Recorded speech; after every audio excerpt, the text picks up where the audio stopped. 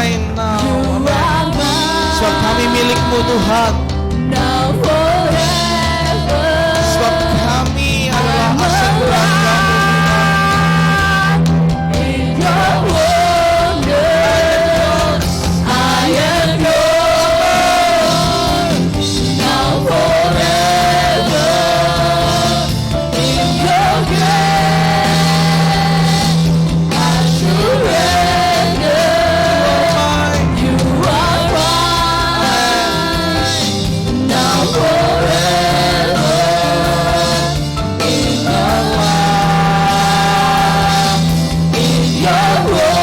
Biarkan jemaat Tuhan GAP Miracle Center katakan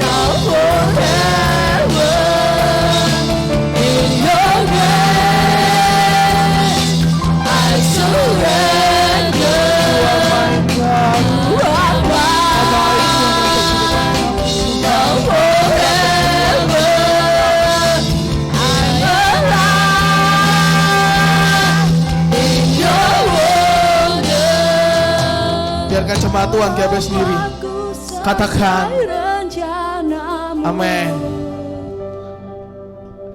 Kau memegang setiap musim, Kau memegang 2023 kami Bapa.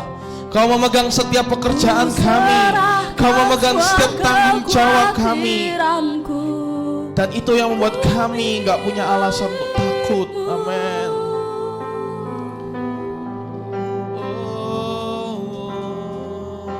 Semua kekuranganku Kau pun tahu. Setiap Kau pandang indah wajah-Mu Tuhan, Tetap Kau pandang indah dalam-Mu.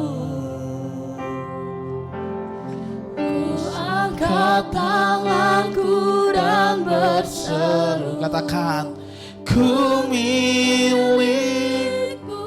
Berikan sorak-sorai kemuliaan bagi nama Tuhan kita. Ampuni kami Tuhan ketika kami memulai 2023 ini masih penuh dengan rasa ketakutan. Ampuni kami Tuhan kalau misalnya sampai di 2023 ini kami masih hidup dalam kekhawatiran Tuhan. Tapi siang hari ini lewat penyembahan-Mu kami diingatkan kembali, kami milik-Mu Tuhan. Kami bukan milik dunia, bahkan kami bukan milik kami sendiri Tuhan. Sebab kami tahu kami milik-Mu Tuhan. Untuk itu firman-Mu Tuhan Kau mau ambil alih pada siang hari ini Tuhan. Bukan hanya saat ini berjumpa secara fisik antara manusia dengan manusia Tuhan. Tapi lebih daripada itu kami sedang berjumpa dengan Roh-Mu Tuhan. Kami berjumpa dengan pribadi-Mu Tuhan. Dan Engkau sendiri yang berbicara ke dalam hati kami pada siang hari ini lewat firman-Mu yang akan disampaikan Tuhan.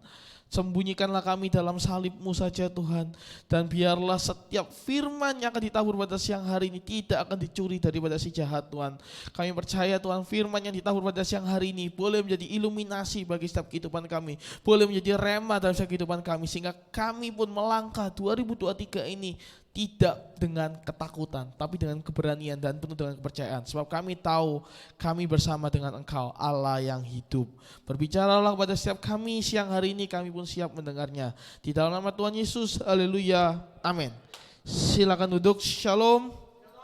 Mic saya sepertinya terlalu kencang, nanti bisa dikecilkan. Terima kasih, Happy New Year teman-teman. Masih belum terlambat ya untuk mengucapkan Happy New Year.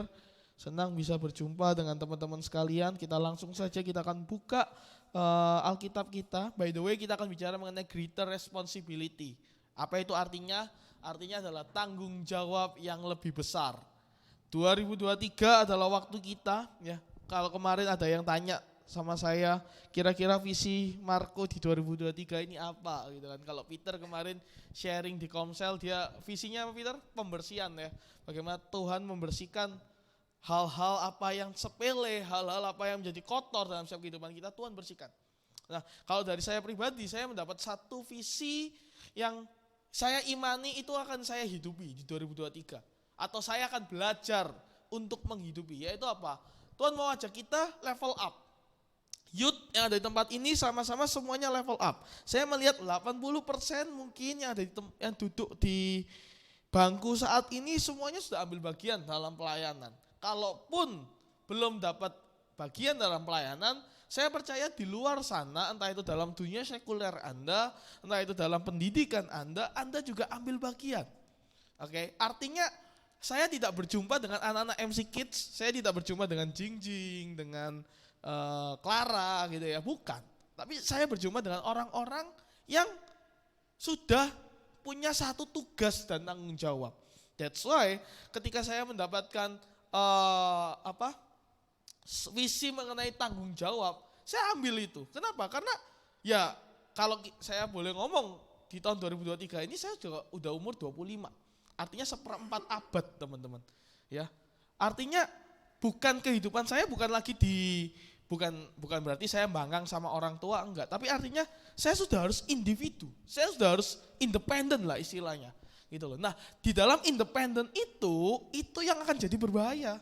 Bisa jadi kita justru terlalu independen sehingga kita pakai kekuatan diri kita sendiri. Atau malah kekuatan dunia yang kita pakai.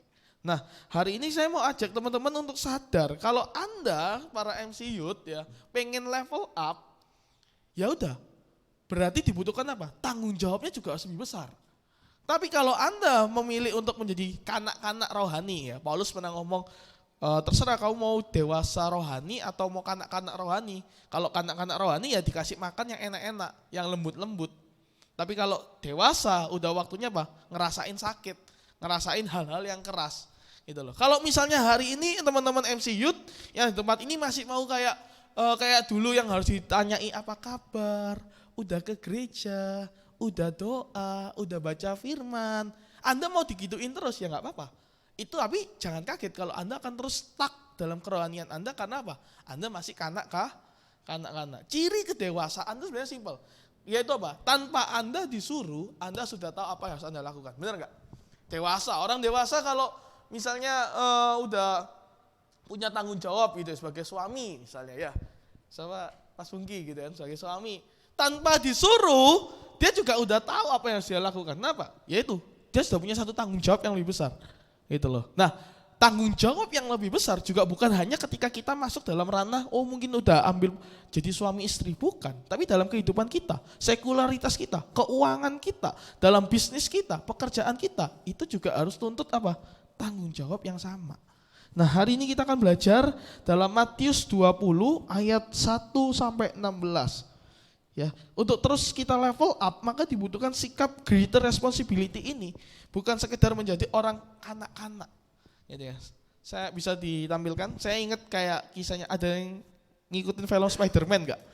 Spider-Man, ya ini cuman contoh aja, saya ambil quotes dunia, tapi bukan berarti patokan saya, enggak, tapi saya suka quotesnya. Ada yang Spider-Man, waktu itu sebelum Uncle Ben mati, dia bilang ke Peter Parker ya kan, dia bilang apa itu? Saya lupa. Great power comes with great responsibility.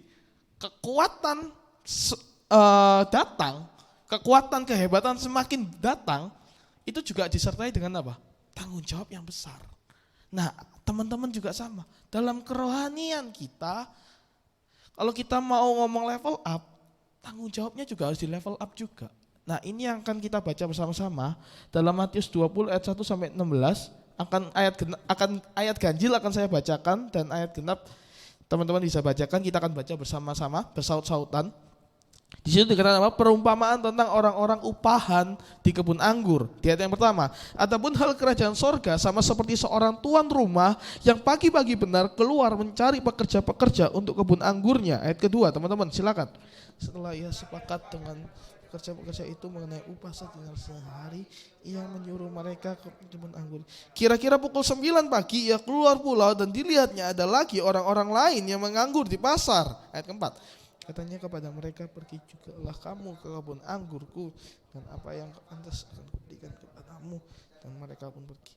Kira-kira pukul 12 dan pukul 3 petang ia keluar pula dan melakukan sama seperti tadi. Kira-kira ayat ke-6 teman-teman baca.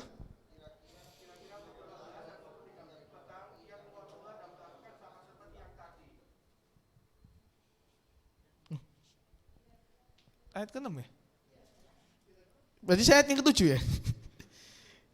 Ya udah ayat 7 ya. Kata mereka kepadanya, karena tidak ada orang mengupah kami. Katanya kepada mereka, pergi jugalah kamu ke kebun anggurku. Ayat 8.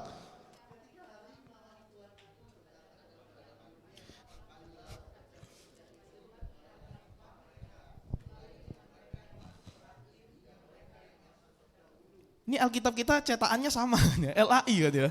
Saya baca makanya kok mana? Ayat 9 dah. Maka tuh kebut. Maka datanglah mereka yang mulai bekerja kira-kira pukul 5 dan mereka menerima masing-masing 1 dinar. Ayat 10.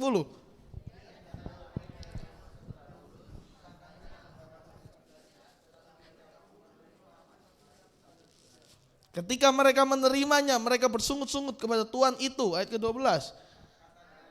Masuk terakhir ini hanya bekerja 1 jam dan engkau menyamakan mereka dengan kami yang sehari suntuk. Tetapi Tuhan itu menjawab seorang dari mereka, saudara, aku tidak berlaku tidak adil terhadap engkau. Bukankah kita telah sepakat sedinar sehari? Ayat 14.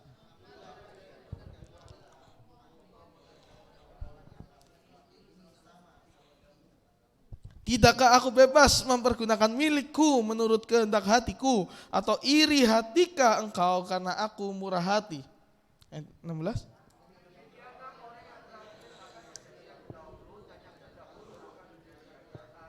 Amin, puji nama Tuhan. Nah, ayat yang kita baca tadi ini kalau kita lihat di ayat yang pertama, di situ dikatakan apa? Adapun hal kerajaan sorga sama seperti perumpamaan ini.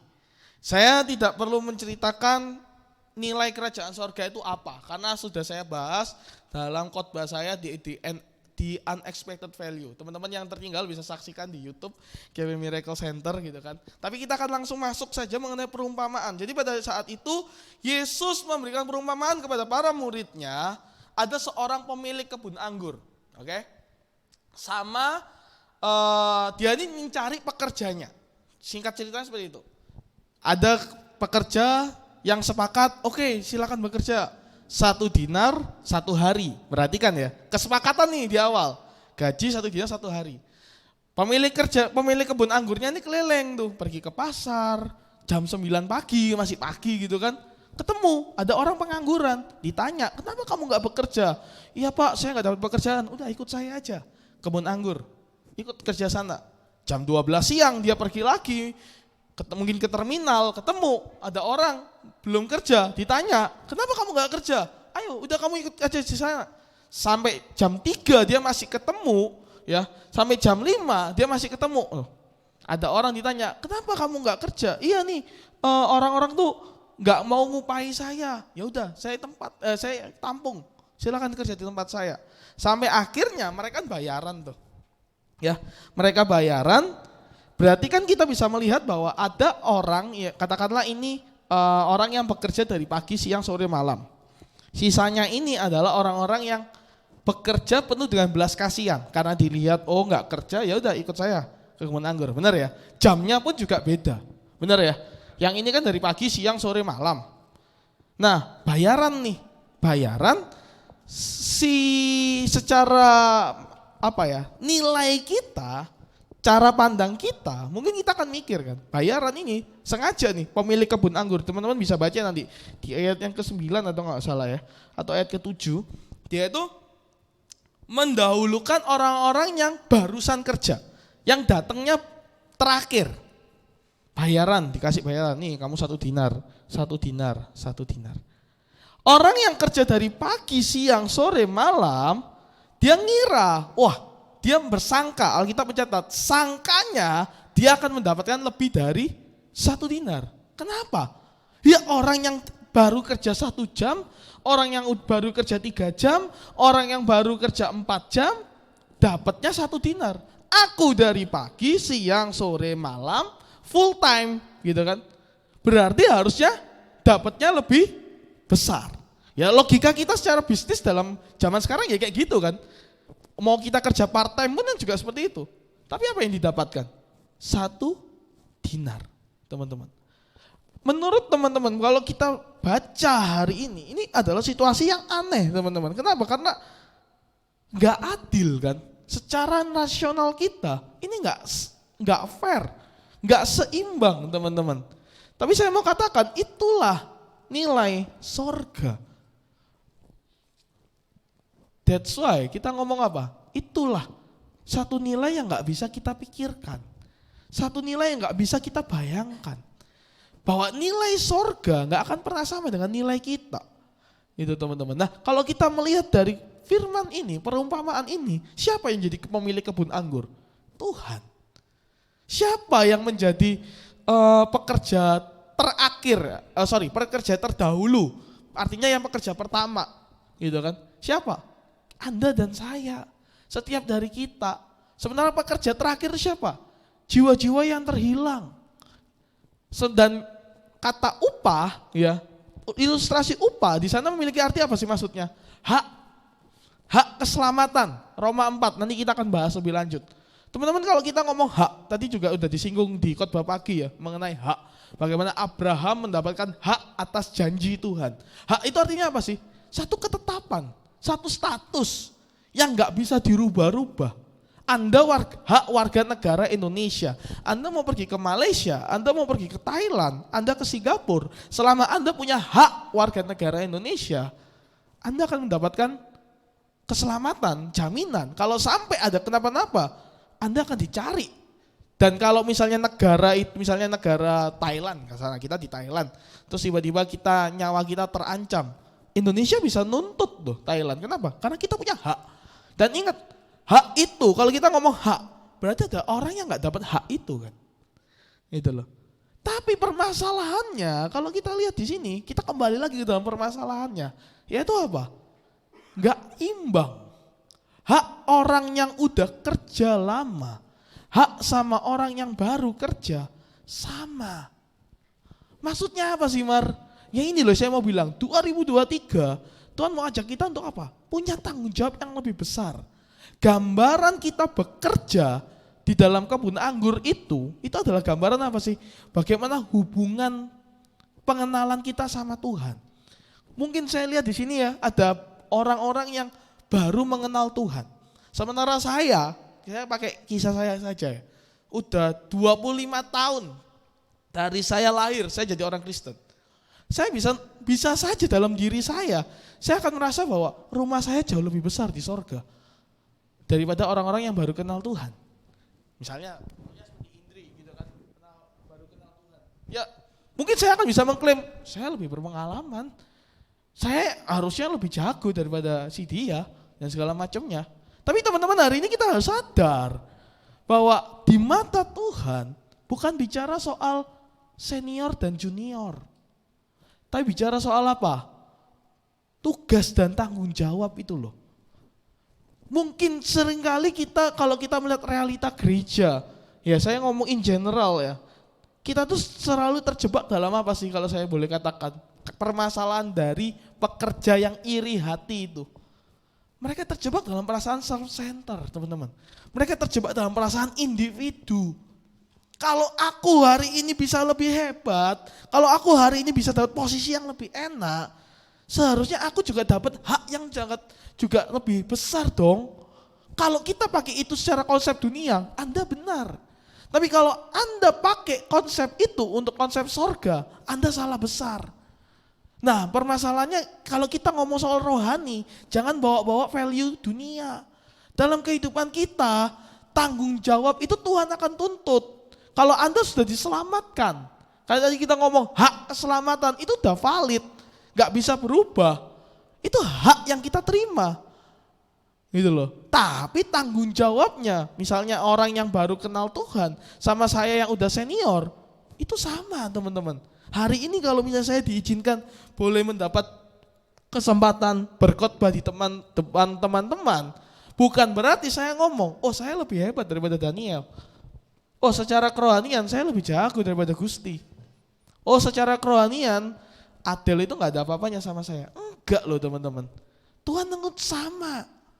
Meskipun saya dengan Adel atau saya dengan Gusti, kita punya pengalaman rohani yang berbeda-beda. Tapi ingat baik-baik, itu bicara soal tanggung jawab. Kalau teman-teman boleh kita lihat ya, seharusnya para pekerja kebun anggur yang mungkin lebih dulu mendapatkan kesempatan bekerja itu, yang mereka lihat bukan upahnya. Tapi apa? Bagaimana aku bisa merawat kebun anggur itu? Bagaimana aku bisa berkualitas? Bagaimana aku bisa meningkatkan diriku? Untuk apa? Aku bisa maksimal. Itu seharusnya yang kita lihat hari ini. No, so hari ini di 2023 sama-sama kita mau sadar baik-baik. Tugas dan tanggung jawabmu itu loh, apa? Gitu loh. Bahwa jangan sampai kita merasa terjebak dalam perasaan self-center dan waktu ekspektasi imbalan gak sesuai dengan apa yang kita inginkan, kita akan menjadi kecewa. Kalau minggu lalu ya, Kobudi ya minggu lalu ya khotbah ya. Kobudi juga sempat singgung mengenai hal kekhawatiran. Kita harus sadar bahwa kita ini bukan pemilik kehidupan. Kita ini cuma pengelola kehidupan. Artinya apa? Bukan kita miliknya. Apa yang kita miliki saat ini semuanya bisa sirna, gak ada yang abadi. Ada sesuatu hal yang mungkin Tuhan akan izinkan di 2022 kemarin atau di 2023. Kita akan terlepas. Berkat, materi itu akan terlepas, terhilang.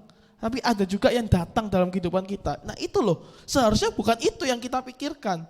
Tapi yang kita pikirkan adalah bagaimana aku tetap konsisten. Hidup di dalam Tuhan. Hidup di dalam apa yang menjadi rencana Tuhan. 2023 jangan pernah main-main akan hidupmu teman-teman. Kalau 2022 lalu Anda masih memble, Anda masih ragu-ragu untuk hidup dalam pengenalan akan Kristus, 2023 maka pastikan. Jangan sampai apa? Hidupmu terlewat begitu saja. Jangan sampai Anda masih abu-abu. Karena apa? Sesuatu yang abu-abu itu akan dimuntahkan. Sebagai orang Kristen kita harusnya sadar 2 poin yang akan kita pelajari bersama-sama ya. Dan ingin sebelum saya sampaikan tadi mengenai self-center, ini loh bahayanya ketika kita terjebak dalam pengakuan diri. Kita gak akan pernah merasa cukup. Si pekerja tadi yang mungkin udah lebih senior gak akan pernah merasakan cukup. Aku udah kerja dari pagi, siang, sore, malam, sementara dia melihat orang lain juga dapat porsi yang sama. Dia merasa kurang. Bahaya ketika kita terjebak dalam pengakuan diri. Karena kenapa? Pengakuan diri justru membuat apa? Kita semakin jatuh, bukan semakin tinggi. Saya paling takut ketika kalau misalnya orang itu udah menjunjung dirinya sendiri, diri pelayanannya, pengalaman pelayanannya. Saya paling takut tuh. Kenapa? One day bisa saja dari pelayanannya dia bisa jatuh loh. Ya kan? Ada berapa banyak hamba Tuhan hari ini jatuh. Saya gak mau judge mereka. Tapi hari ini sama-sama ini menjadi alarm dalam kehidupan kita. Tanggung jawabmu mana? Tanggung jawabmu dituntut. Ayo sama-sama. Kalau keselamatan itu telah kita terima, hak itu telah kita terima, maka jangan lupa, hak tidak bisa berdiri sendiri. Hak selalu ada apa? Kewajiban. Anda bukan kewajiban untuk bisa mendapatkan hak. No, kebalik. Hak itu sudah Anda terima. Keselamatan itu sudah Anda terima. Maka kewajibannya apa? Hidupi keselamatan itu. That's it. Itu yang seharusnya kita sadar. Tapi seringkali kan orang lupa. Kewajiban gak dijalanin tapi mana hak saya, mana hak saya. Coba lihat itu demo 1 Mei. Hari buruh. Ya coba Anda bisa lihat. Mereka menuntut hak. Tapi coba bisa dilihat kewajibannya udah benar belum? Kerjanya udah ngena belum? Itu loh. Itu yang harus kita sadar. 2 poin yang akan sama-sama mau kita lihat ya. Tanggung jawab, yaitu yang pertama di ayat yang ke-12. Boleh ditampilkan. Di ayat yang ke-12 sampai ke-13.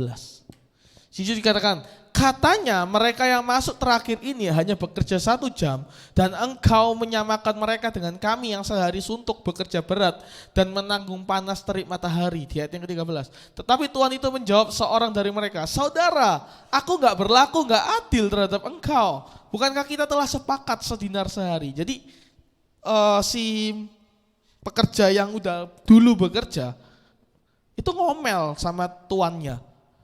Ini mereka kerjanya cuma 1 hari, cuma 1 jam, 3 jam, dapatnya sama. Tapi apa jawaban Tuhan? Loh, mana? Kamu merasa gak adil tuh mana?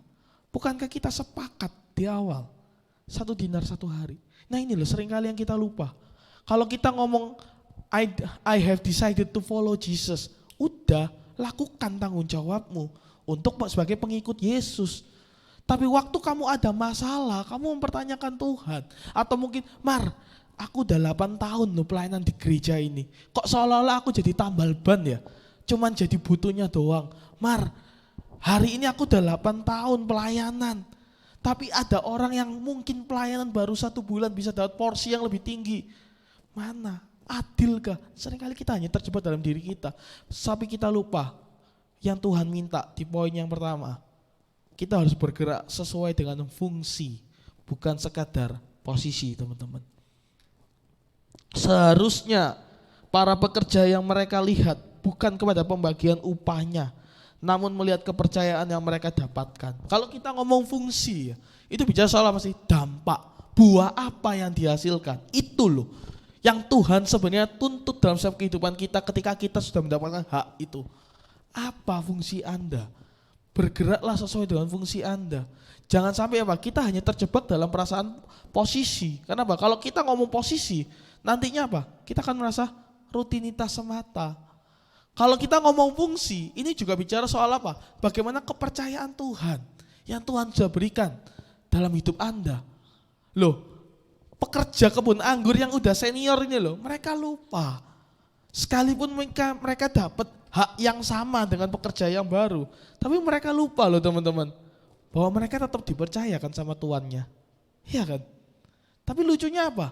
Mereka memilih untuk memikirkan hal-hal yang seharusnya tidak mereka pikirkan. Kita buka dalam Roma 4 ayat 4 sampai 5 teman-teman. Ya.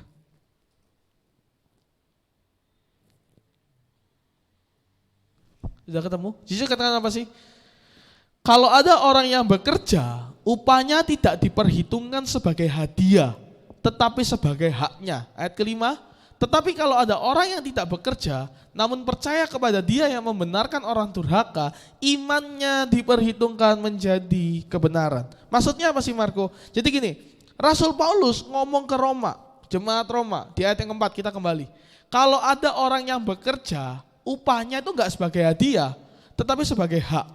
Kalau hari ini Anda punya kesempatan melayani Tuhan, Anda punya kesempatan mengenal Injil saat ini, maka keselamatan itu bukan cuma hadiah, tapi hak.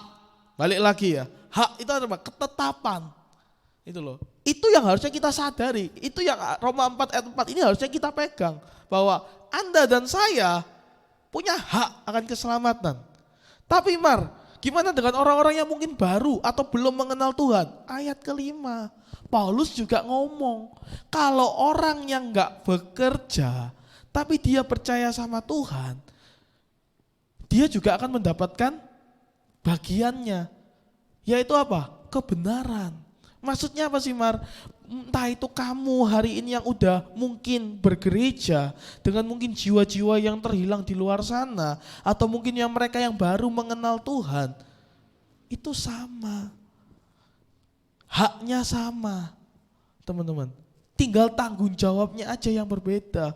Nah ini yang boleh sama-sama kita harus pegang baik-baik. Bahwa fungsi, bergerak kepada fungsi, bukan sekedar posisi, yaitu apa? Mengerjakan apa visi Tuhan yang Tuhan taruh di dalam hidup Anda di 2023 ini. Karena apa? Fungsi teman-teman. Anda harus berfungsi, Anda harus berdampak. Dampak Anda bukan dirasakan oleh teman-teman gereja aja, bukan. Dampak Anda harus dirasakan kepada apa? Keluarga Anda. Mungkin juga dengan saudara-saudara Anda yang di luar sana, teman kerja Anda, pekerjaan Anda itu harus berdampak. Itu teman-teman. Dan kalau teman-teman boleh lihat ya, bagaimana kalau misalnya beban yang lebih berat. Misalnya gini, kita merasa bahwa oh iya aku tahu kapasitasku, aku tahu akan tanggung jawabku. Tapi bagaimana dengan orang, masalahnya beban yang aku terima ini loh, itu 2 kali lipat lebih berat. Ya saya mau katakan ya udah, itu bagian dari apa? Pikul salib teman-teman. Itu bagian apa? Tanggung jawab.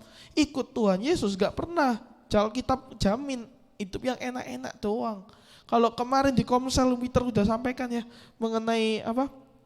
The end of life. Bagaimana bahwa orang-orang kudus juga akan mengalami penindasan. Orang-orang kudus juga dapat diizinkan mengalami hal-hal yang gak enak. Tapi percayalah, realita yang jahat bisa jadi itu cara Tuhan yang paling baik kok. Buat menyadarkan kita yang bebal ini teman-teman. Kalau kita lihat perumpamaan, kenapa Yesus memberikan perumpamaan ini kepada murid-muridnya? Ada yang tahu gak? Apakah karena Yesus merasa jengkel sama murid-muridnya? Bisa dikatakan iya. Kalau teman-teman baca di pasal-pasal sebelumnya, itu kan isinya tentang perumpamaan semua tuh. Tapi teman-teman coba lihat, Matius pasal 19, kita nggak usah baca, tapi kita simak aja. Matius pasal yang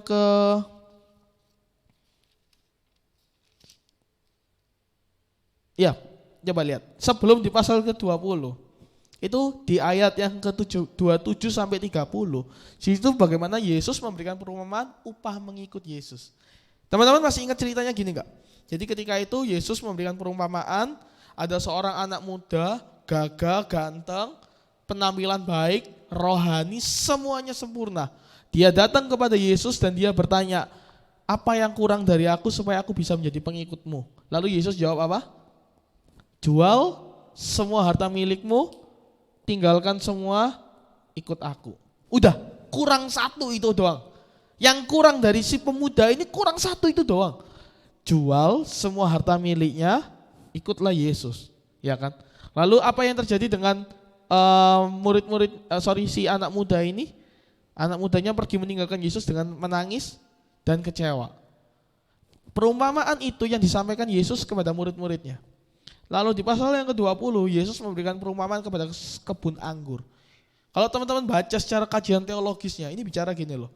Murid-muridnya sedang merasa lebih baik daripada si pemuda ini. Murid-muridnya merasa, kalau misalnya dia meninggalkan meninggalkan hartanya terus ikut Yesus, dia aja nggak mau. Sementara aku yang udah jadi pengikutnya, maka seharusnya aku bisa lebih baik daripada pemuda ini. Tapi Yesus justru memberikan perumpamaan. Seperti kebun anggur. Bukan urusanmu ketika Anda memikirkan bahwa Anda sudah lebih baik daripada orang lain. Itu bukan urusan Anda. Tapi percayalah, Anda harus bergerak sesuai dengan fungsinya. Murid-murid Yesus lupa fungsinya apa? Menjadi pengikut Yesus. Menjadi apa? Pemberita kabar soal Yesus. Tapi mereka karena merasa sudah dekat sama Yesus, mereka merasa diri mereka lebih baik daripada orang lain. Dan ini juga menjadi satu teguran bagi kita. Teguran bagi setiap kita para pelayan musik, teguran bagi setiap kita para pelayan yang mungkin sudah mendapatkan jadwal khotbah. Sama-sama, kalau Anda merasa diri Anda lebih baik daripada orang lain, maka pastikan hidup Anda sedang tidak baik-baik saja. Kita jangan sampai terjebak kepada area yang rutinitas itu, teman-teman. Ya, seharusnya apa sih? Kita tuh tersadarkan bahwa Bapa di sorga telah mengambil bagiannya, telah mengambil tanggung jawabnya yang lebih besar. Teman-teman lihat ya, manusia jatuh dalam dosa. Apakah Tuhan tinggal diam begitu saja? Enggak loh. Apakah Tuhan menciptakan hal yang baru? Oh, karena yang lama ini rusak, tak buat ciptaan yang baru. Enggak. Apa yang dilakukan oleh Tuhan? Dia tetap mengubah yang rusak itu menjadi benar. Apa itu maksudnya? Itu tanggung jawab Yesus. Tanggung jawab yang lebih besar. Padahal bukan dia loh yang salah. Padahal bukan dia loh yang gagal menciptakan kita. Bukan. Tapi kitanya yang gagal untuk mengikuti kehendak dia. Tapi sayangnya apa? Bukan kita yang ambil tanggung jawab itu. Tapi Yesus. Ini jadi satu gambaran besar bagi kita. Bahwa apa? Sang teladan itu memberikan contoh tanggung jawab yang lebih besar. Kalau kita sudah terima anugerah itu, maka apa? Kita harus hidupi. Kita harusnya bersyukur. Kenapa? Kita mendapat hak. Kita masih mendapat kepercayaan itu. 2023 saya akan selalu nggak pernah berhenti-berhenti ngomong soal apa sih? Kepercayaan Tuhan. Ayo. Kalau kamu hari ini bisa dipercaya sama Tuhan, ya udah, tanggung jawab itu. Jangan pernah main-main sama pelayananmu. Jangan pernah main-main sama panggilanmu. Kalau hari ini Tuhan izinkan engkau mengenal Injil dan engkau tinggal ambil satu langkah, ya aku mau serius sama Kristus. Jangan pernah lewatkan kesempatan itu. Itu adalah bentuk tanggung jawab Anda untuk menerima anugerah itu. Saya terberkati dengan satu quotes Timothy Keller. Next ya. Bisa di next ya? Sorry. Ini sebelumnya Fit. Penyembahan berhala itu terjadi ketika kita mengambil sesuatu yang baik dalam tanda kutip bukan Tuhan ya, dan membuat itu yang menjadi terutama, menjadi hal yang sangat-sangat luar biasa dalam hidup kita. Dan ini yang harus kita sadar. Kalau sampai hari ini nilai dalam kehidupan kita adalah diri kita sendiri, pengagungan orang dari orang dan segala macamnya, maka Anda sedang mengalami penyembahan berhala. Dan yang kedua, yang terakhir ya. Tapi sebelumnya itu, ini. Yuk sama-sama kita harus sadar, tanggung jawab yang lebih besar kita mau ambil di dalam setiap bidang kita, keluarga kita. Ya udah, ketika Anda mungkin dipercaya dalam keluarga, bertanggung jawab di situ. Bukan cuma keluarga doang, pekerjaan, pelayanan, teman, ya, pasangan. Anda jangan mikir bahwa apa caranya supaya aku jadi suami yang baik. Apa caranya sebagai aku teman yang baik. Bukan hanya sebatas itu.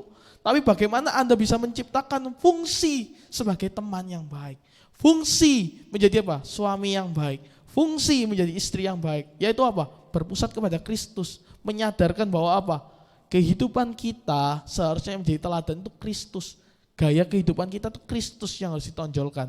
Bukan diri kita sendiri. Dan yang kedua, dan yang terakhir, yang boleh sama-sama kita belajar. Bukan cuman kita harus sadar secara fungsi, tapi kita juga harus sadar, bukan berpusat pada diri kita sendiri. Ini yang saya coret ya. Selama ini mungkin kalau dunia akan mikir on myself, by myself, for myself. Ya, oleh saya, dari saya, untuk saya. Ini berpusat kepada apa? Diri kita sendiri. Berapa banyak di antara kita melayani, kita beraktivitas, rutinitas kita terjebak kepada ini. Untuk diriku, ya apa supaya aku bisa profit, mengenyangkan diriku, ya apa supaya aku bisa hidup enak, ya apa supaya aku bisa pelayanan lancar, tiap bulan dapat jadwal, kayak gitu kan. Itu yang selalu kita lihat kan. Tapi dengar baik-baik firman Tuhan hari ini di ayat yang ke-14 tadi loh. Di situ dikatakan apa di ayat yang ke-14? Ambillah bagianmu dan pergilah. Aku mau memberikan kepada orang yang masuk terakhir ini sama seperti kepadamu. Tidakkah aku bebas mempergunakan milikku menurut kehendak hatiku? Atau iri hatikah engkau karena aku murah hati? Nah maksudnya apa sih? Maksudnya Tuhan ngomong, pemilik kebun anggur ini ngomong ya apa? Katanya kan kita udah dari awal kesepakatan 1 hari 1 dinar, udah bagiannya udah nih, itu loh. Lalu apa yang kamu permasalahkan itu apa? Bukankah aku sebagai pemilik dari kebun anggur ini loh, aku dari pemilik kehidupan ini loh, itu yang menjadi bagianku sendiri kan, untuk aku bisa berbelas kasih dengan siapapun. Kenapa kamu mempermasalahkan?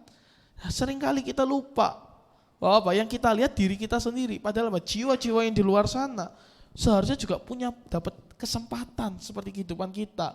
Hari ini kalau Anda sebagai pelayan Tuhan, Anda harusnya sadar bukan Anda yang dilayani, Anda sedang melayani. Sama seperti Kristus, Dia datang ke dunia ini bukan untuk dilayani, tapi apa? Untuk melayani. Teman-teman, belajar untuk rendah hati. Fokuslah dalam apa yang kita kerjakan hari ini. Fokuslah dengan apa yang ada saat ini, yang ada di dalam kehidupan kita.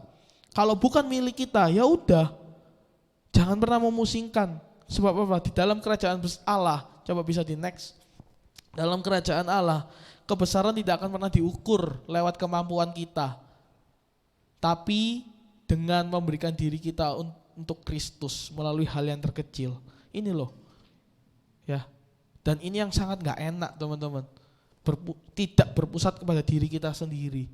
Kalau hari ini kita dipercaya sebagai pelayan Tuhan, saya terberkati dengan ketika itu ada seorang hamba Tuhan ya, dia bilang gini ya, kalau Anda pelayan Tuhan, memberikan berkat, menabur kepada orang lain, membagikan waktunya dengan orang lain, itu hal yang biasa. Tapi kalau hamba Tuhan itu tidak memberikan hidupnya, tidak menabur, itu hal yang luar biasa. Kenapa? Itu aneh. Karena apa? Kalau definisi Alkitab, pelayan Tuhan itu apa?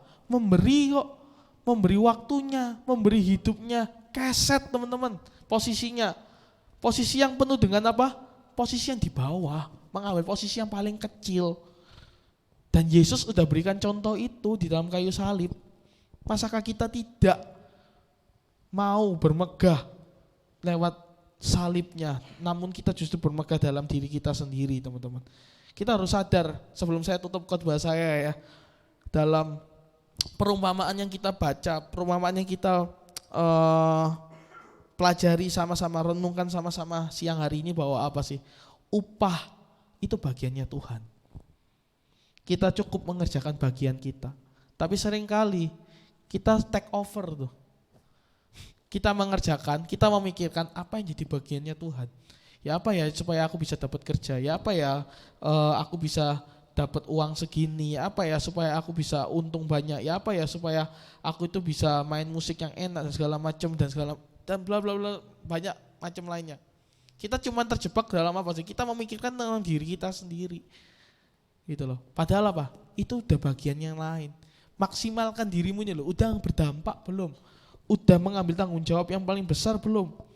Kalau hari ini mungkin ada yang di antara kita yang sudah bekerja, kita mendapatkan kepercayaan ya. Kalau hari ini kita bersama dengan bos dunia, kita bisa taat, kita bisa takut, kita bisa nurut. Sementara bagaimana dengan kita bersama dengan Kristus, Sang Pemilik kehidupan? Apakah kita masih main-main begitu saja? Apakah kita masih childish? Apakah kita masih seolah-olah belum bisa ambil komitmen dalam kehidupan kita? Sama-sama kita harus pegang firman Tuhan siang hari ini. Mengambil tanggung jawab yang lebih besar itu memang gak enak teman-teman. Tapi justru di tanggung jawab yang besar itu Tuhan mengajarkan apa? Kita menjadi orang yang berkualitas, level up. Semakin tahun gak enak, semakin hari gak enak. Tapi itu adalah bentuk pendewasaan kita.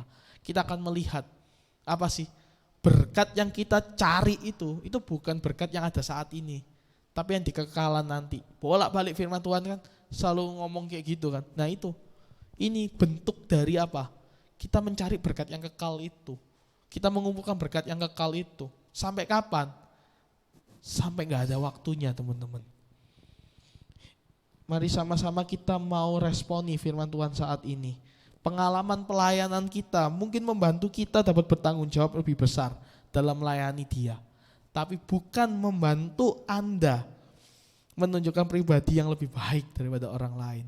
Ini yang harusnya sama-sama kita sadar. Bagaimana dengan kehidupan kita? Ini jadi tanggung jawab yang besar. Kita buka di ayat yang terakhir, Roma 4 ayat 7-8. Siang hari ini kita semua sama-sama terberkati ya. Bagaimana satu tanggung jawab yang lebih besar itu boleh kita mulai dari detik ini. Firman Tuhan ngomong apa? Berbahagialah. Kita baca sama-sama aja. Roma 4 ayat 7-8. 1, 2, 3 ya. Berbahagialah orang yang diampuni pelanggaran-pelanggarannya dan yang ditutupi dosa-dosanya. Ayat 8. Tidak diperhitungkan Tuhan kepadanya. Paulus dalam tadi kasih contoh bagaimana orang yang bekerja dengan orang yang tidak bekerja mendapat hak yang sama. Gitu. Tapi Paulus ingetin lagi, berbahagialah orang yang apa? Di ayat yang ke-7.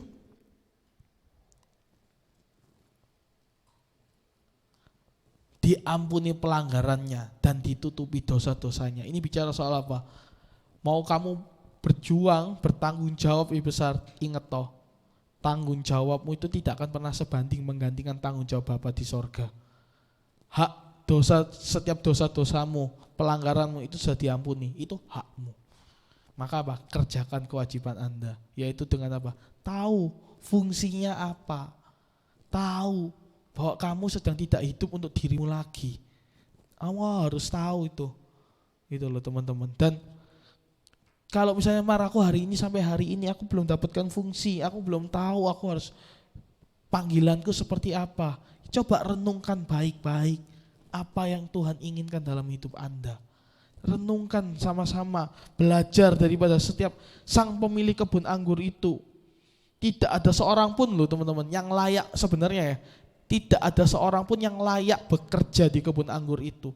Tapi ingat lagi-lagi, kepala kebun anggur itu, pemilik kebun anggur itu yang mengizinkan ya untuk apa?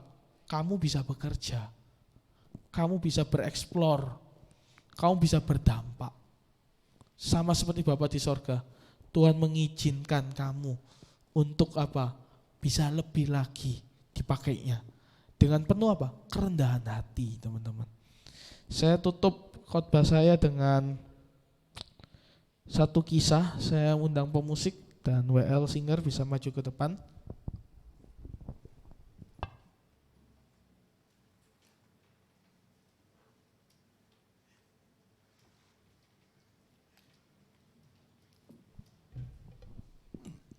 Ingat teman-teman ya, kalau kita ngomong soal tanggung jawab, itu berarti kita merujuk kepada apa? Pribadi Yesus, teman-teman. Saya tuh ingat bulan lalu, Desember. Saya itu pergi ke KKV, nyebutnya apa sih? KKV atau KKV lah, tapi teman-teman tahu lah ya, KKV PTC. Saya itu paling males sebenarnya kalau pergi ke KKV itu. Kenapa? Ngantri suwe. Gitu. Lek ke kasir itu kan nguler gitu loh lek ngantri. Saya itu sebenarnya paling males kalau disuruh ngantri-ngantri itu paling males. Tapi karena waktu itu saya harus beli barangnya. Mau nggak mau deh saya ikutan ngantri. Panjang banget. Mana kasirnya cuma satu lagi. Saya jengkel waktu itu. Tapi ya udahlah. Saya main HP sambil nunggu antrian. Di depan saya ada mama muda sama memenya. Mungkin memenya usianya 2 tahunan lah. Memenya itu dikasih sama mamanya. Saya bener-bener ngeliat banget. Ini kayak apa ya? Ceritanya nih agak konyol tapi bener-bener saya dapat rema gitu. Mungkin teman-teman akan bilang alay ini Marco gitu. Enggak, tapi saya dapat rema. Tuhan tegur saya dari kisah yang saya lihat di depan mata saya langsung gitu loh. Memenya itu dikasih fresh tea, teman-teman. Ini ya, mau tak buka no apa? Buka sendiri, dibuka. Pegang yang bener ya. Nih ya, pegang. Dia minum. Mamanya juga ikut ngantri kan. Saya lihat memenya nih lucu, gemesin gitu kan. Terus nggak lama, ya namanya anak 2 tahun ya, apa yang terjadi dengan fresh tea-nya? Jatuh, cepas. Kececeran. Saya juga kaget. Si meme ini langsung spontan, apa yang dia lakukan? Nangis. Mama. Semua kan pada panik kan ngeliat si meme ini, dikirain kenapa, belakangnya saya lagi dikira saya ngapa-ngapain gitu kan. Saya nggak ngapa-ngapain tuh. Saya nggak ngapa-ngapain si meme ini yang melakukan perbuatannya sendiri gitu. Mama, apa yang dilakukan sama mamanya? Ini yang menarik, perhatikan. Waktu memenya ini nangis karena fresh tea-nya tumpah, mamanya datang ke memenya. It's okay nak, it's okay, tenang. Udah ya, kamu nggak apa-apa ya, oke? Udah, yang penting kamu diam dulu. Udah. Seketika itu juga memenya langsung diam. Waktu saya ngelihat itu, jujur, Roh Kudus tuh ngomong dalam diri saya, itu loh kasih Bapa. Itu loh hatinya Bapa di sorga. Kita yang berdosa, sama seperti meme itu kan, dikasih pilihan, mau tak pegangin atau dibawa sendiri. Waktu dipegangin agak rewel, mau ditarik-tarik, ya udah mamanya ngelepas loh. Pegang ya, minum tuh. Nggak nyampe 5 menit, tumpah jatuh. Yang salah siapa? Mamanya? Apa memenya? Memenya kan. Wong dia sudah diberikan kebebasan kok. Sama seperti kehidupan kita. Kita dapat kehendak bebas loh. Tapi lucunya apa? Kita gagal dengan kehendak bebas itu. Dan apa? Jatuh dalam dosa. Sama. Masalah fresh tea-nya tumpah. Kenapa? Karena memenya kan yang numpahin. Tapi kerennya, mamanya ini luar biasa. Kalau mama yang lain, ya saya berharap Debbie, kamu kalau punya anak gak kayak mama-mama yang lain ya, seperti mama ini. Dia nenangin anaknya. Bisa saja kan, anak tolol, anak setan kamu itu misalnya. Udah tak bilangin kok tumpah ini loh, jadi semua berantakan, malu dilihat orang-orang. Bisa gak?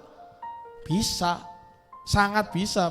Berapa banyak saya nemuin AI malah ngamui anaknya kalau salah. Kenapa? Karena memang konsekuensinya dia kan yang melakukan kesalahan. Tapi apa yang dilakukan mamanya? Tenang nak, tenang. Oke, it's okay, tenang. Dia menenangkan anaknya. Sama seperti Bapa di sorga loh teman-teman. Kita yang salah, dia yang tanggung jawab. Kita yang salah, dia yang harus gantikan. Menenangkan kita, memastikan kita apa? Baik-baik aja. Lalu pertanyaannya, masalahnya selesai enggak? Anaknya udah tenang nih, masalahnya selesai gak? Belum. Kenapa? Presinya masih tumpah kan. Waktu mamanya ini menenangkan memenya, apa yang dilakukan mamanya? Dia langsung berdiri. Dia langsung bilang ke kasir, ngomong, mohon maaf pak, anak saya habis numpain.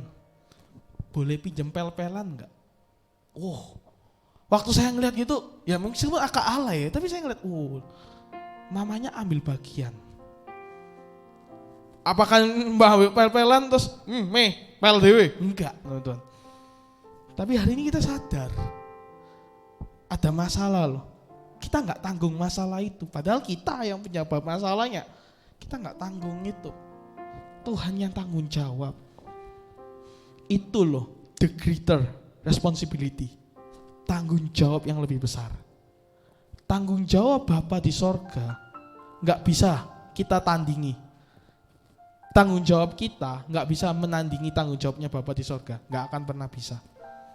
Manusia tidak akan pernah bisa menyelamatkan diri sendiri. Mau sepinter apapun, manusia tidak akan bisa menyelamatkan diri sendiri. Stephen Hawking, dia punya teori of everything. Dia sangat orang pintar, dia sangat cerdas, dia sangat jenius. Dia memilih di masa kuliahnya karena pinternya dia memilih aku nggak butuh Tuhan. Tapi di akhir hidupnya apa yang terjadi? Dia tidak bisa menyelamatkan dirinya sendiri. Dia tidak bisa menyelamatkan atas penyakit yang dia alaminya. Itu menunjukkan dalam diri kita, tanpa Tuhan kita nggak bisa. So, apa yang kita kerjakan? Tanggung jawab Anda ketika Anda telah ditolong. Sadar diri rek, Anda itu sudah ditebus. Sadar diri rek, Anda itu sudah diselamatkan. Jangan pernah sia-siakan arti keselamatan. Jangan pernah sia-siakan arti salib dalam hidup Anda. Kecukupan Kristus di 2023 ini yang sama jadi pegangan. Level up. Ayo sama-sama. Yuk kita bangkit. Ayo. Api bakar kita. Setiap kerohanian kita. Jangan sampai apa? Yang aktif ya cuman itu aja. Peter, Marco. Ya Marco gak aktif sih. Atau mungkin yang lain gitu. Jangan. Ini ya yang diberkati cuma itu doang. Enggak. Ayo. Anda bisa. Anda bisa lebih baik. Anda bisa lebih hebat. 2022 lalu mungkin Anda penuh dengan kesendirian. Ingat, 2023 Anda bersama dengan Kristus kok. Amin. Sama-sama kita bangkit berdiri. Kita nyanyikan satu lagu ini ya. Yesus kau kebenaran. Yesus kau kebenaran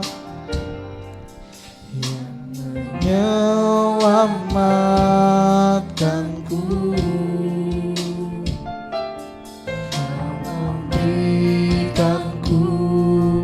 Hidup dan pengharapan,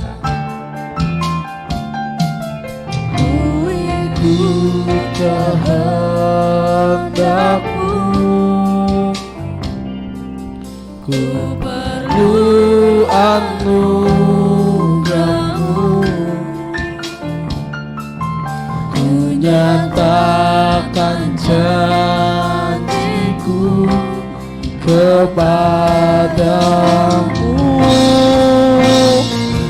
Sama-sama katakan, kalau ku hidup bagimu, hatiku tetap menyembahmu. Dunia tak bisa menjauhkanku dari kasih, selama ku hidup bagimu. Selama ku hidup bagimu, mataku tetap memandangmu. Dunia tak bisa menjauhkanku dari kasih. Kita nyanyikan dari awal, lebih sungguh-sungguh lagi. Tutup mata kita, buka hati kita. Yesus kau kebenaran yang menyelamatkan setiap hidup kami. selamatkanku. Kau memberikan kami hidup Tuhan. Kau memberikanku Hidup dan pengharapan. Ku ikuti kehendak-Mu, ku ikut kehendak-Mu. Ku perlu anugerah-Mu. Ku nyatakan janjiku kepada. Kita nyanyikan dari awal. Yesus, Kau kebenaran. Yesus, Kau kebenaran yang menyelamatkanku. Kau memberikanku Hidup dan pengharapan.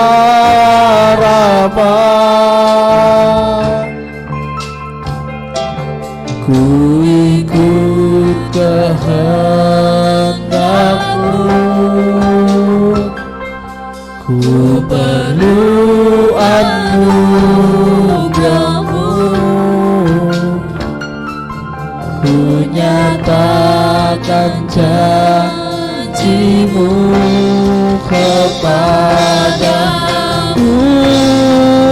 Sama-sama katakan,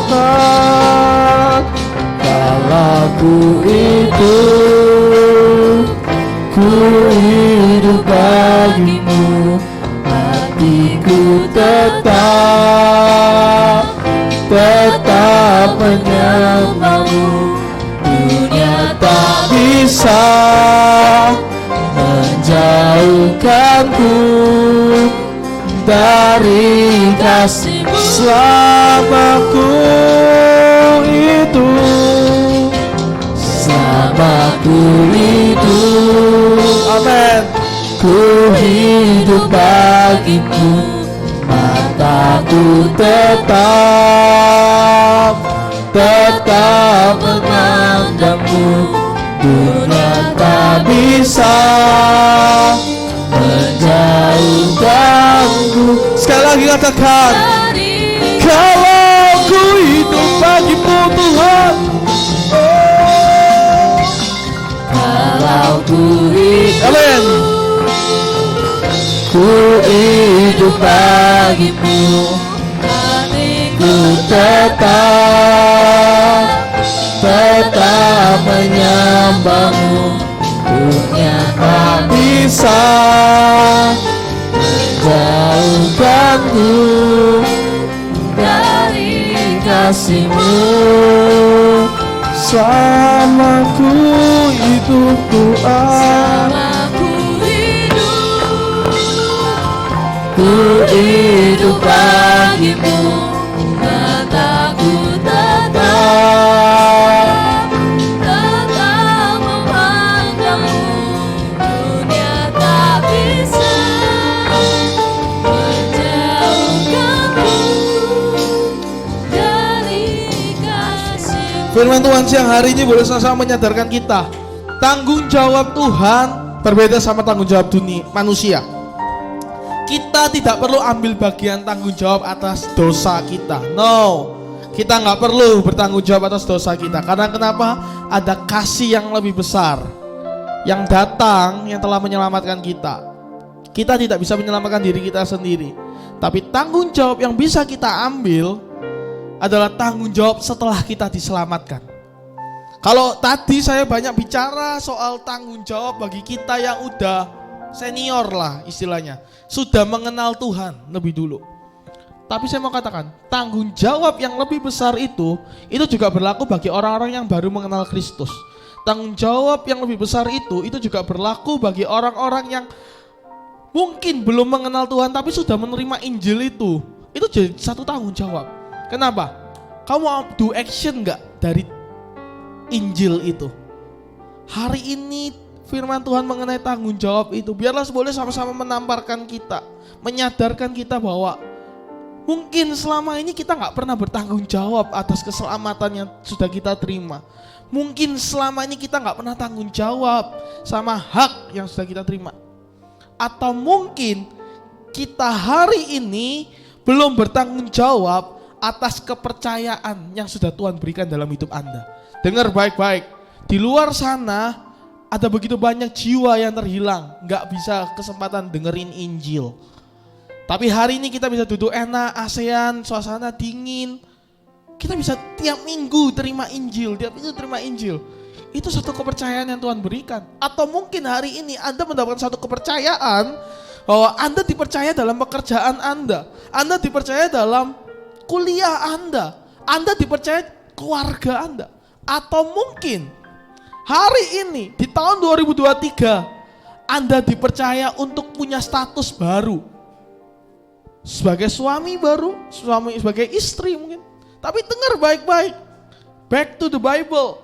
Gospel center. Bukan hidup dalam dirimu lagi. Hidup untuk Kristus.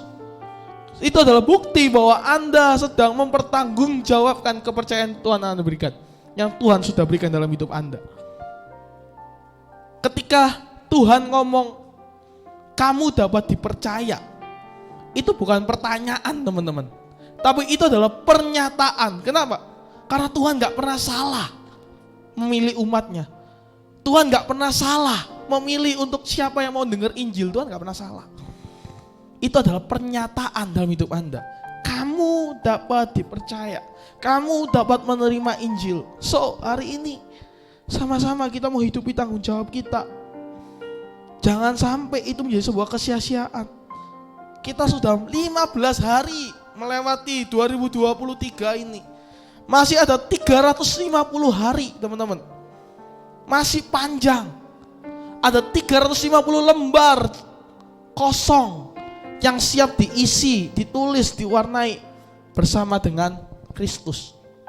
Kalau hari ini Anda dapat kepercayaan itu, entah itu Anda mungkin dapat pasangan, entah itu Anda mungkin dapat jawaban doa, pertanggungjawabkan itu supaya apa? Itu tidak menjadi benalu bagi Anda.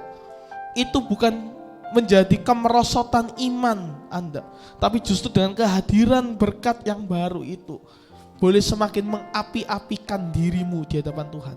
Boleh sama-sama membangkitkan imanmu. Siapa hari ini yang mengalami rasa takut di 2023? Masih 15 hari, tapi jujur masih takut. Tanpa melihat kiri kanan, depan belakang, angkat tangan. Benar-benar rasa takut. Benar-benar takut melangkah. Saya mau doa sama-sama. Siang hari ini Anda gak perlu lagi diwarnai dengan ketakutan. Sebab tanggung jawab Tuhan sudah ambil alih. Tanggung jawab permasalahan yang paling besar dalam hidup kita, Tuhan udah kerjakan itu. Tinggal kita menghidupinya. Kita mau apa enggak? Mari sama-sama kita mau angkat tangan kita. Siapapun hari ini yang mungkin merasa takut, siapapun yang mungkin hari ini merasa gentar, Tuhan sertai.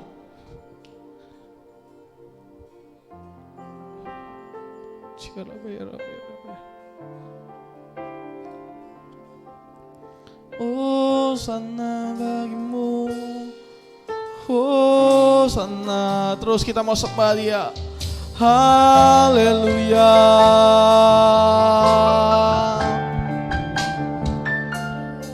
Terima kasih Tuhan. Oh, haleluya. Terus mungkin yang merasa aku takut kesendirianku, aku takut sama perbuatan yang udah aku lakukan. Bilang sama Tuhan, haleluya. Oh, terima kasih Tuhan. Haleluya. Mungkin hari ini kau takut sama masa depan. Engkau takut karena kau takut gagal lagi. Engkau takut engkau jatuh lagi kedua kalinya. Saya mau katakan, engkau tidak sendirian. Tanggung jawab itu udah Tuhan ambil dalam hidup Anda. Oh, haleluya. Thank you Lord. Kami terima kuasa-Mu Tuhan. Kami terima. Lepaskan apa yang harus kamu lepaskan. Biar kau sadar, engkau melihat Kristus saja. Haleluya.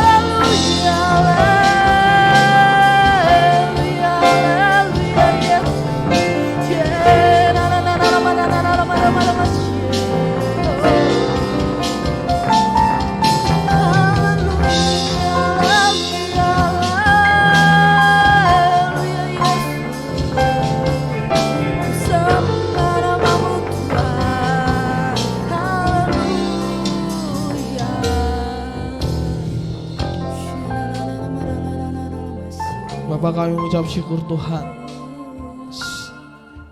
Firman Tuhan siang hari ini boleh menyadarkan dalam setiap kehidupan kami. Sebelum Engkau memberikan perumpamaan akan kebun anggur itu, Engkau telah membuktikan diri-Mu Tuhan. Engkau mengambil bagian yang paling hina ini Tuhan, untuk mengambil tanggung jawab yang besar Tuhan. Maka kami mau hidupi setiap tanggung jawab yang ada ini Tuhan. Bukan kami pedulikan sesama kiri kanan kita, teman-teman kerja kita, no Tuhan. Tapi yang kami lihat adalah kami fokus akan panggilan-Mu. Kami fokus akan setiap fungsi kami Tuhan. Meteraikan Tuhan setiap firman yang ada dalam siang hari ini. Kami percaya kami siap melangkah di 350 hari ke depan bersama dengan Engkau. Tanpa penyertaan-Mu kami tidak mampu Tuhan. Tanpa penyertaan-Mu kami tak mau. Haleluya, terima kasih. Bila Engkau tak bersamaku,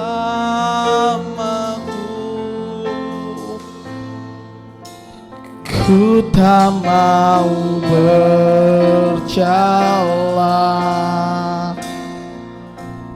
Ku perlu Tuhan, pimpin langkahku dengan kasih karunia-Mu. Pimpin langkahku setiap waktu, berjalan dalam Roh-Mu. Nyatakan Tuhan, nyatakan Tuhan kemuliaan-Mu dan berjalan datang. Sama-sama katakan, bila engkau tak besertaku, lah engkau tak bersamaku. Ku tak mau berjalan, ku perlu Tuhan, ku perlu Tuhan. Pimpin langkahku dengan kasih karunia-Mu. Pimpin langkahku setiap hari, berjalan dalam Roh-Mu.